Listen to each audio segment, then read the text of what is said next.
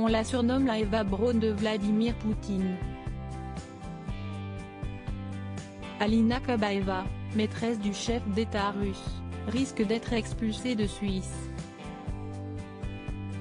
Les amis de l'ancienne gymnaste de 38 ans la supplient de revenir à Moscou pour persuader le maître du Kremlin de cesser les bombardements en Ukraine.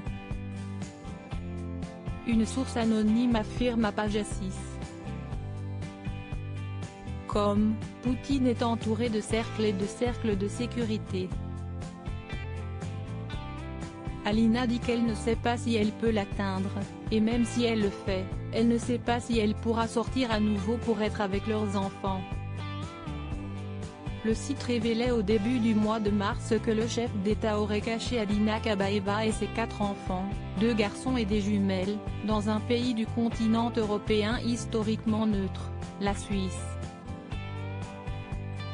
Poutine n'a jamais reconnu officiellement la paternité de la progéniture de sa maîtresse. S'ils sont tous nés en Suisse, ces enfants détiendraient en réalité des passeports avec différents noms et nationalités.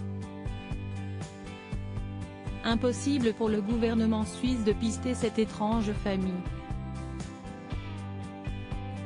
Poutine ne manque pas d'astuces lorsqu'il s'agit de faire disparaître quelqu'un de la scène publique.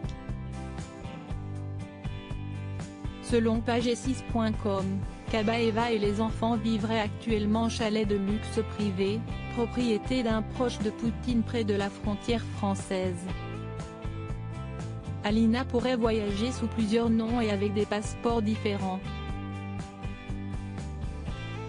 Elle voyage en jet privé et ne prendrait pas le risque de voyager sous son propre nom, explique la source mentionnée par le média.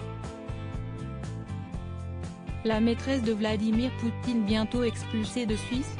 Ce sont plus de 50 000 personnes qui ont signé une pétition pour demander à Eva Braun de rejoindre son Führer, qui a attaqué l'Ukraine par traîtrise au cours des dernières semaines.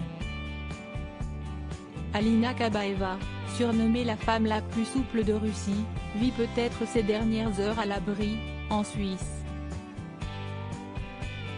Peut-être rejoindra-t-elle l'autre concubine de Vladimir Poutine, Lyudmila Shkrebneva, une ancienne hôtesse de l'air, qui réside actuellement avec leurs 2 filles dans une ville souterraine. Un bunker a été dissimulé dans les montagnes de l'Altaï, en Sibérie pour se protéger d'une hypothétique attaque nucléaire, selon le politologue Valery Solovey.